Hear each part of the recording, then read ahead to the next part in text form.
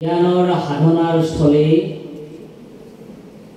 নাহৰকটীয়া মহাবিদ্যালয়ত আহি আপোনালোক উপস্থিত হোৱাৰ বাবে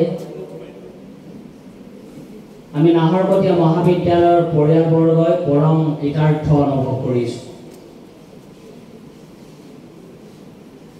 আজিৰ এই পবিত্ৰ অনুষ্ঠানত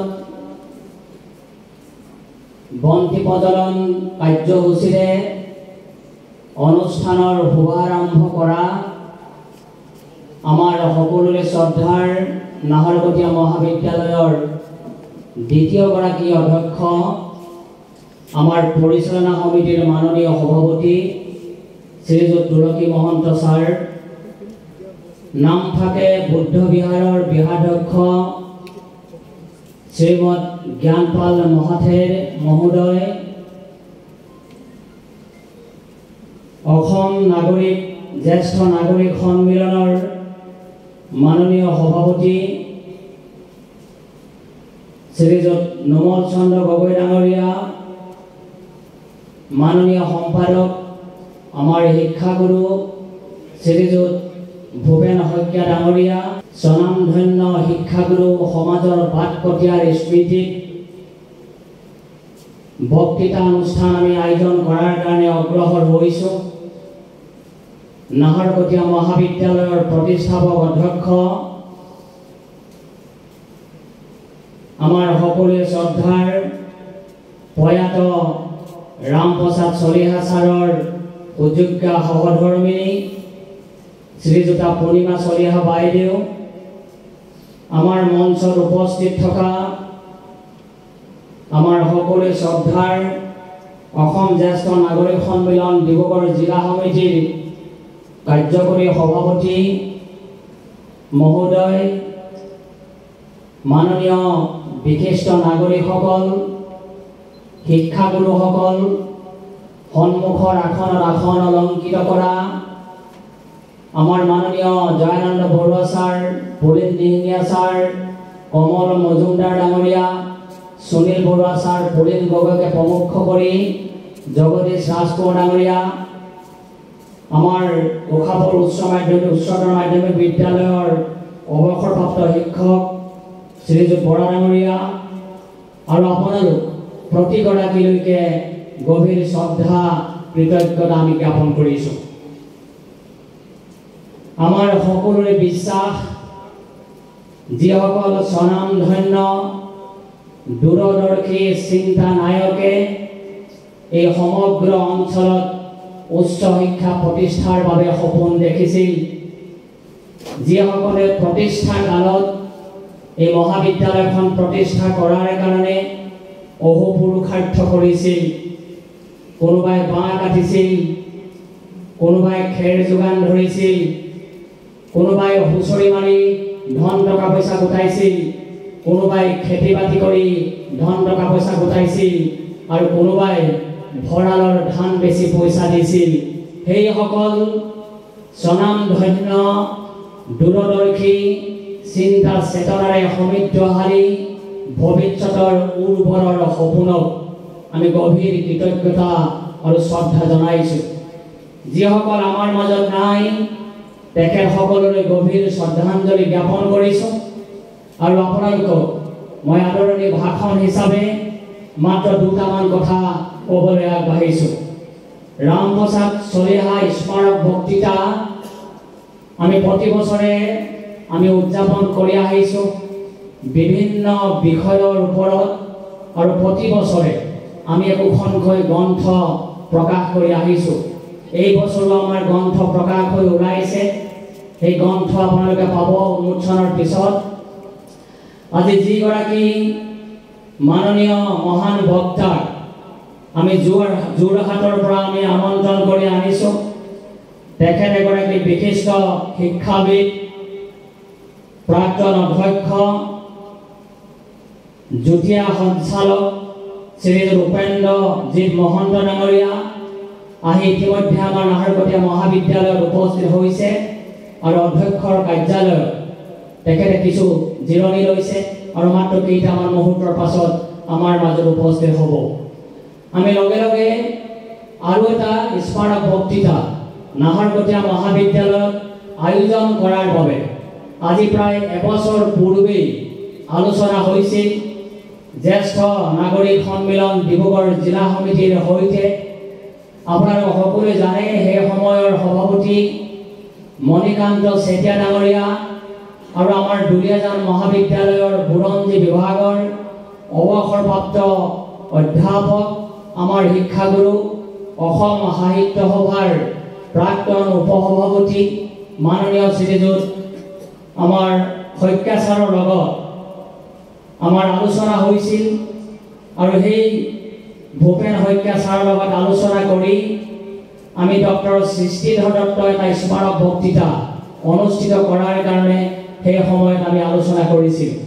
কিন্তু পৰৱৰ্তী সময়ত নাহৰকটীয়া মহাবিদ্যালয়ৰ নাকৰ এছেছমেণ্টৰ কাম আহি যোৱাৰ বাবে বা অন্যান্য কিছু কাৰিকৰী অসুবিধাৰ বাবে আমি সময়মতে স্মাৰক বক্তৃতা ৰামপ্ৰসাদ চলিহা স্মাৰক বক্তৃতা ডক্টৰ সৃষ্টিধৰ দত্ত স্মাৰক বক্তৃতা আমি সময়মতে অনুষ্ঠিত কৰিব নোৱাৰিলোঁ। যিহেতু আমি কথা দিছিলোঁ যে নাহৰকটীয়া মহাবিদ্যালয়ে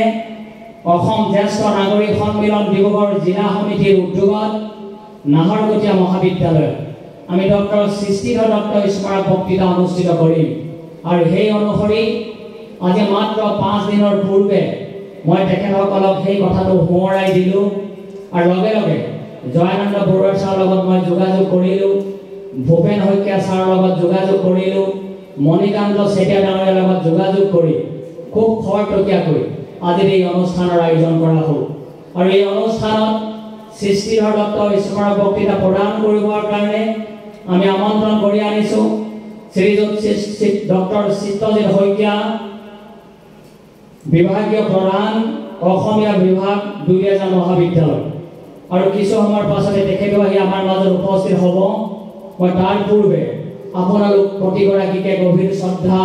আৰু কৃতজ্ঞতা জ্ঞাপন কৰিছোঁ। আমি আচলতে কি কৰিব লাগে, কি কৰা উচিত? সমগ্ৰ পৃথিৱীখন আগবাঢ়ি গৈছে, সমগ্ৰ ক্ষেত্ৰ বিভিন্ন ক্ষেত্ৰ আগবাঢ়ি গৈছে সমাজ জীৱনৰ উত্তৰণৰ বাবে। সেয়া ব্যক্তিগত খণ্ডতেই হওক, চৰকাৰী খণ্ডতেই হওক বা ৰাজহুৱা ৰাইজৰ সহযোগিতা হওক বা ঐক্যবদ্ধ প্ৰচেষ্টাৰ মাজেৰেই হওক, সেই কথাখিনি আমি আগবাঢ়ি যোৱাৰ বাবে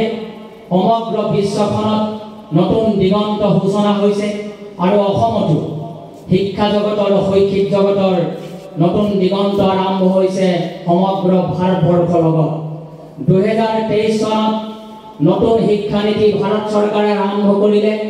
আৰু আপোনালোক সকলোৱে জানে 2020 চনত আঁচনি প্ৰস্তুত কৰা নতুন শিক্ষানীতিয়ে 2023 চনত সমগ্ৰ ভাৰতবৰ্ষত কাৰ্যকৰীকৰণৰ বাবে নিৰ্দেশনা আহি আৰু আমাৰ সমগ্ৰ উচ্চ শিক্ষা অনুষ্ঠানত, উচ্চ মাধ্যমিক অনুষ্ঠানত, উচ্চ মাধ্যমিক বিদ্যালয়সমূহত নতুন শিক্ষানীতিৰ নতুন এটা যাত্ৰা আৰম্ভ হ'ল। এতিয়া এই কামখিনি কৰিবলৈ যোৱাৰ সময়ত আমি ল'ব খোজা প্ৰেৰণাবিলাক, আমি লাভ কৰিব লগা প্ৰেৰণাবিলাক ক'ৰ পৰা লাভ কৰিম? সমাজত বিভিন্ন সময়ত হৈ থকা যোগাত্মক সৃষ্টিশীল চেতনা, সমৃদ্ধশালী ভাৱনাৰ উৰ্বৰ শক্তিৰে জীপাল কৰি তোলা সমৃদ্ধশালী উৰ্বৰ সমাজখনৰ পৰা আমি যোগাত্মক কামবিলাক আমি আহৰণ কৰিম। শিক্ষা আৰু শৈক্ষিক ক্ষেত্ৰখনত আৰম্ভ হোৱা নতুন বিভিন্ন ধৰণৰ প্ৰযুক্তিবিদ্যাৰ পৰা আমি প্ৰেৰণা লাভ কৰিম আৰু আমাৰ সমাজখনে বিভিন্ন সময়ত সংগীতৰ ক্ষেত্ৰত, নৃত্যৰ ক্ষেত্ৰত, সামাজিক ক্ষেত্ৰত, বিভিন্ন ক্ষেত্ৰত দি অহা বিভিন্ন যোগাত্মক সাংস্কৃতিক চেতনাবদ্ধ উৰ্বৰ শক্তিৰ পৰা আমি প্ৰেৰণা লাভ কৰিম আৰু লগে লগে বিশ্বৰ মহৎ লোকবিলাকৰ সমাজৰ কাৰণে যিসকলে মহৎ অৱদান আগবঢ়াই গৈছে সেইসকলৰ অফুৰন্ত শক্তি আৰু চেতনাই দি থৈ যোৱা উদ্ভাৱনী শক্তিৰ নতুন সৃষ্টিসমূহ চেতনাক আমি সাৰোগত কৰি আমি আগবাঢ়িব খুজিম। সেই উপলক্ষেই নাহৰকটীয়া মহাবিদ্যালয়ত যিগৰাকী প্ৰতিষ্ঠাপক অধ্যক্ষই ওৰেটো জীৱন নিজৰ ব্যক্তিগত কাম বাদ দি এই বিদ্যালয় মহাবিদ্যালয় প্ৰতিষ্ঠাৰ কাৰণে সমাজৰ আগপাক অঞ্চলৰ সমগ্ৰ অঞ্চলৰ জনসাধাৰণৰ সহযোগ লৈ মহাবিদ্যালয়খন প্ৰতিষ্ঠা কৰাৰ কাৰণে ঐক্যবদ্ধভাৱে নিজক উৎসৰ্গা কৰিলে বৰ্ণময় সমৃদ্ধশালী এক জীৱনৰ গৰাকী হৈও বিভিন্ন ক্ষেত্ৰত নিজৰ পাৰদৰ্শিতাৰে তেওঁ স্থিতাবি ল'ব পাৰিলেহেঁতেন কিন্তু এইখন গ্ৰাম্য অঞ্চলৰ মহাবিদ্যালয় প্ৰতিষ্ঠা কৰি হাজাৰ হাজাৰ শ শ ছাত্ৰ ছাত্ৰীৰ জীৱন উৰ্বৰ কৰি তোলাৰ কাৰণে নিজৰ জীৱনক উৎসৰ্গা কৰিলে সেইগৰাকী ৰামপ্ৰসাদ চলিহা ছাৰৰ জীৱনৰ যি বৰ্ণময় ৰূপ জীৱনৰ যি বৰ্ণময় উপহাৰ কৰ্তব্য সাধনাৰ যি চেতনা সেই চেতনাক ভৱিষ্যতৰ প্ৰজন্মৰ মাজলৈ লৈ যোৱাৰ বাবে আমি বছৰ বছৰ দিন ধৰি আমি চেষ্টা কৰি আহিছো এই প্ৰেৰণাবিলাক আমি ল'ব লাগিব এই কাৰণেই এই সকল স্বনামধন্য ব্যক্তিয়ে ঐক্যবদ্ধ প্ৰচেষ্টাৰে এই ঘৰৰ ওপৰত উঠি টিংপাত নিজে গজালিছিল নিজে চফা কৰিছিল নিজে হাবি জৰিছিল বিহু মাৰিছিল ৰাইজৰ লগত কিমান কাম কৰা নাই এই সকল মানুহে সেই যে বিৰাট এক শক্তি ভৱিষ্যতৰ প্ৰজন্মৰ চেতনালৈ যদি আমি লৈ যাব পাৰোঁ তেতিয়াহ'লে সমাজখন শক্তিশালী হ'ব ডক্টৰ সৃষ্টিধৰ ডক্টৰ যেতিয়া আমাৰ এইখন মহাবিদ্যালয়ৰ পৰিচালনা সমিতিৰ সভাপতি হৈ আহিল তাৰ পূৰ্বে অৰুণাচল বিশ্ববিদ্যালয় পৰৱৰ্তী সময়ত ৰাজীৱ গান্ধী বিশ্ববিদ্যালয় হিচাপে নামকৰণ কৰা হ'ল সেই বিশ্ববিদ্যালয়খনৰ অধ্যাপকৰ পৰা দিনৰ আসন অলংকৃত কৰিছিল কলাগুৰু আসন অলংকৃত কৰিছিল আৰু অন্যহাতে সেইখন বিশ্ববিদ্যালয়ৰ পৌৰ ভাইচ চেঞ্চেলৰ হিচাপেও তেখেতে দায়িত্ব লাভ কৰিছিল আৰু সমগ্ৰ ভাৰতবৰ্ষত তেখেতৰ গ্ৰন্থ প্ৰণেতা হিচাপে বিশ্ববিদ্যালয়বিলাকত তেখেতৰ শৈক্ষিক দিশত তেখেতৰ পাঠ্যপুথি প্ৰণয়ন কৰা হৈছে সেইজন সৃষ্টিধৰ দত্ত নাহৰকটীয়া মহাবিদ্যালয়ৰ সভাপতি হৈ অহাৰ পিছত আমাৰ মহাবিদ্যালয়খনে গৱেষণাৰ ক্ষেত্ৰখনত নতুন এটা চেতনা লাভ কৰিছিল নতুন এটা শক্তি লাভ কৰিছিল বাৰে প্ৰতিখন সভাতেই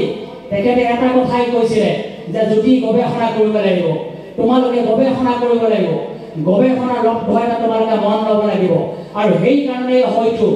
ডক্টৰ স্মৃতিৰেখা গগৈ গায়ন স্মৃতিৰেখাৰ পৰা ডক্টৰ স্মৃতিৰেখা হ'ল জ্যোতিপ্ৰসাদ কোঁৱৰৰ পৰা ডক্টৰ জ্যোতিপ্ৰসাদ কোঁৱৰ হ'ল সৃষ্টিধৰ দত্ত ছাৰৰ প্ৰেৰণা আৰু বহু শিক্ষকে প্ৰায় সংখ্যক শিক্ষকে নাহৰকটীয়া মহাবিদ্যালয়ত ইতিমধ্যে ডক্টৰেট উপাধি লাভ কৰিছে এইজন সৃষ্টিধৰ দত্তই গৱেষণালব্ধ এক মন আমাৰ মহাবিদ্যালয়ত প্ৰতিষ্ঠা কৰি দিয়াৰ কাৰণে চেষ্টা কৰিছিল আৰু বাৰে প্ৰতি আমি সকলোৱে এটা কথা উপলব্ধি কৰোঁ শিক্ষা হৈছে আটাইতকৈ শক্তিশালী এটা অস্ত্ৰ যাক ব্যৱহাৰ কৰি আপুনি পৃথিৱীখন সলনি কৰি দিব পাৰে এই পৃথিৱীখন কেৱল মাত্ৰ শিক্ষাই সলনি কৰি দিব পাৰে ইয়াত বহি থকা মাননীয় শিক্ষাগুৰুসকল যাৰ যিসকলৰ নাম মানুহে লৈ থাকে তুলসী মহন্তৰ ছাৰ নাম মানুহে লৈ থাকে বিভিন্ন ক্ষেত্ৰত যুগে যুগে লৈ থাকিব এতিয়াও লৈ থাকে পলিন দিহিঙীয়া ছাৰ নাম মানুহে নাম লৈ থাকে এতিয়াও লৈ আছে ভৱিষ্যতে লৈ থাকিব জয়ানন্দ বৰুৱা ছাৰ নাম লৈ থাকিব নাহৰকটীয়া এগৰাকী একনিষ্ঠ সংগীতৰ সাধক সংগীতজ্ঞ কমল মজুমদাৰৰ নাম এতিয়াও মানুহে লৈ আছে ভৱিষ্যতেও লৈ থাকিব আৰু এই যে আপোনালোক বৰ্ণময় জীৱনৰ উৎসৰ্গিত জীৱনৰ শিক্ষাগুৰুসকলৰ নাম বা মঞ্চত বহি থকা আমি কাৰিকৰী শিক্ষা প্ৰতিষ্ঠানৰ মাননীয় প্ৰধান শিক্ষকৰ দায়িত্ব পালন কৰা এইগৰাকী মাননীয় শিক্ষকৰ নাম সমগ্ৰ ভাৰতবৰ্ষৰ অঞ্চলৰ ৰাইজে আজিও লৈ থাকে যুগ যুগ লৈ থাকে ধৰ্মগুৰু হিচাপে নহয় সমাজত পথৰ নিৰ্দেশনা দিব পৰা এগৰাকী স্বনামধন্য মানুহ হিচাপে এইগৰাকী ভান্তেৰ নাম যুগে যুগে মানুহে লৈ থাকিব আৰু সেইকাৰণেই উৰ্বৰ প্ৰেৰণা শক্তিৰে জিলিকাই তুলিব পৰা কৰ্মক্ষেত্ৰৰ বাবেই আমি নতুন নতুন দিগন্ত সূচনা কৰাৰ কাৰণে এনে যাত্ৰা আমি আৰম্ভ কৰিছোঁ আৰু সেইকাৰণে মই আপোনালোক সকলোকে অনুৰোধ জনাব খোজোঁ যে ৰামপ্ৰসাদ চলিহা ছাৰ স্মাৰক বক্তৃতা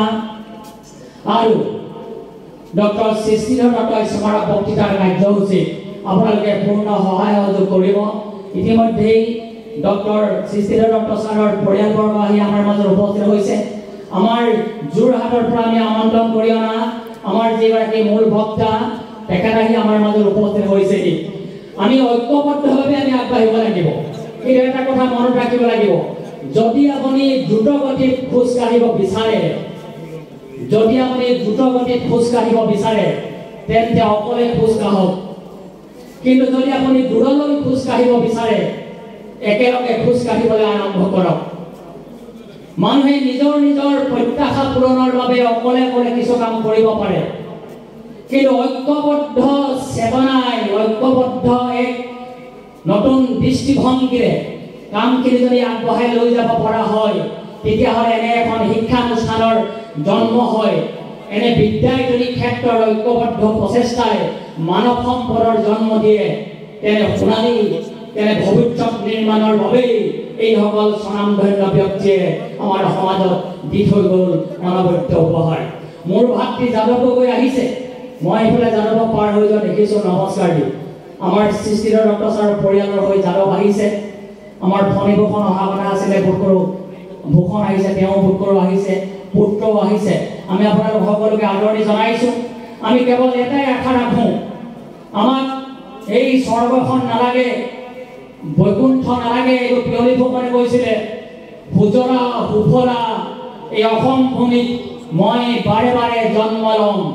এই কথা পিয়লি ফুকনে কৈ গৈছে। আমি য'ৰ পৰাই আৰম্ভ নকৰোঁ, লাগিলে আমাৰ উৰ্বৰ এই ভূমিৰ পৰাই আমি আৰম্ভ কৰিব লাগিব। য'তেই নাথাকোঁ লাগিলে নিজৰ মাতৃভূমিৰ প্ৰেমেৰে উজ্জীৱিত হৈ ভৱিষ্যতৰ সোণালী আকাশ দেখাৰ বাবে আমি চিন্তা কৰিব লাগিব। ৰবীন্দ্ৰনাথ ঠাকুৰে এবাৰ কৈছে যে আমি এবাৰ হ'লেও দিনটোত আকাশলৈ চোৱা উচিত, এবাৰ হ'লেও মূৰ তুলি আকাশলৈ চোৱা উচিত, কাৰণ আকাশে বিশাল পৰিধিৰ এক উমান দিয়ে, বিশাল পৰিধিৰ চিন্তা কৰাৰ কাৰণে অৱকাশ দিয়ে। মই ভাবোঁ যে নতুন ছাত্ৰ ছাত্ৰীসকলে এই বিশাল আকাশৰ পৰিধিৰ মাজলৈ গৈ নিজক চেষ্টা কৰিবৰ কাৰণে তেওঁলোকে যত্ন কৰিব। আৰু ব্যৰ্থ হোৱাৰ বিভিন্ন উপায় আছে, কিন্তু সফলতাৰ কেৱল মাত্ৰ এটাই উপায়, সেয়া হৈছে আকৌ এবাৰ আমি চেষ্টা কৰোঁ, আকৌ এবাৰ চেষ্টা কৰিম বাৰে বাৰে সফলতা আনিবৰ বাবে। যোৰহাটৰ পৰা এই বয়সত মাননীয় শ্ৰীযুত উপেন্দ্ৰজিৎ মহন্ত ডাঙৰীয়া এইটো বয়সত যোৰহাটৰ পৰা আহিছে, ৰাতিপুৱা 4টা বজাত 4:30 বজাত গাড়ী আৰম্ভ কৰি। কাৰ কাৰণে আহিছে? আমাৰ কাৰণে আহিছে। নাহৰকটীয়া মহাবিদ্যালয়ৰ ৰাজপাগ অঞ্চলৰ ছাত্ৰ ছাত্ৰীসকলক প্ৰেৰণা দিবলৈ আহিছে, শ্ৰদ্ধা জনাবলৈ আহিছে। তেখেতে জীৱনৰ সমগ্ৰ জীৱন অতিবাহিত কৰা কটন মহাবিদ্যালয়ত অধ্যয়ন কৰিছিলে। দুগৰাকী সহপাঠী আগাপিছা ভাতৃসমূহ একেলগতে বহি আছে, উপেন্দ্ৰজিৎ মহন্ত আৰু আমাৰ জয়ানন্দ বৰুৱা আগাপিছাকৈ পঢ়িছিল। তেখেতসকল দুজন, মই কৈ আছোঁ কথাখিনি চাওক, আন্দাজতে কৈ আছোঁ। গতিকে কটন মানেই হৈছে মানুহৰ জীৱনৰ স্পন্দন। সেই স্পন্দন পাৰ কৰা দুজন সহপাঠী বা বন্ধু বা জ্যেষ্ঠ, আমি তেখেতসকললৈ আদৰণি জনাইছোঁ। বিশেষ মই আৰু একো নকওঁ, সামৰণি মাৰিছোঁ। আপোনালোক সকলোকে গভীৰ শ্ৰদ্ধাৰে আদৰণি জনাইছোঁ। উষাপুৰৰ পৰা আহিছে, চাচনিৰ পৰা আহিছে, নামৰূপৰ পৰা আহিছে, দুলীয়াজানৰ পৰা আহিছে, ডিব্ৰুগড়ৰ পৰা আপোনালোক আহিছে, বিভিন্ন ঠাইৰ পৰা আপোনালোক আহিছে, সকলোকে আদৰণি জনাইছোঁ। এটা কথা কিন্তু মন কৰিব লাগিব, নদীত পানীয়েই পানী, নদীত সাগৰত পানীয়েই পানী, কিন্তু সাগৰে অনুভৱ কৰে, সাগৰৰ যেতিয়া পিয়াহ লাগে, নদীয়ে যেতিয়া পানী খাব খোজে, নদীয়ে নিজৰ পানী খাব নোৱাৰে। সেই আকাশখনে বৰষুণ দিয়ক বুলি নদী ৰৈ থাকে। নদী ইমান পানী আছে, কিন্তু নিজৰ পানীয়ে নদীয়ে কেতিয়াও গা ধুই পোৱা নাই। এজাক বৰষুণৰ এই যে টিপ টিপকৈ দিয়া এজাক বৰষুণে নদীখনক ধুৱাই পখলাই সুন্দৰ কৰি দিয়ে। মই ভাবোঁ এনে পবিত্ৰময় অনুষ্ঠানে আপোনাক মোক সমগ্ৰ জনক ধুৱাই পোখাই পবিত্ৰ কৰি দিব, আৰু সেই পবিত্ৰ মন লৈ আমি ভৱিষ্যতৰ দিনত আগবাঢ়িম। আপোনালোক সকলোলৈকে গভীৰ শ্ৰদ্ধা কৃতজ্ঞতা জ্ঞাপন কৰি পৃথিৱীৰ প্ৰতি হেৰুৱা আমাৰ বিশ্বাস পুনৰ ঘূৰাই অনাৰ এক প্ৰযত্নই আমি নতুন দিগন্তলৈ যাত্ৰা আৰম্ভ কৰিম। আৰু লগে লগে ৰামপ্ৰসাদ চলিহা ছাৰ আৰু ডক্টৰ সৃষ্টিধৰ ছাৰলৈ গভীৰ শ্ৰদ্ধাঞ্জলি জ্ঞাপন কৰি মই আপোনালোক প্ৰতিগৰাকীকে আদৰণি জনাই সময় অকণমান নষ্ট কৰি আপোনালোকৰ পৰা ক্ষমা ভিক্ষা মাগিছোঁ। ধন্যবাদ।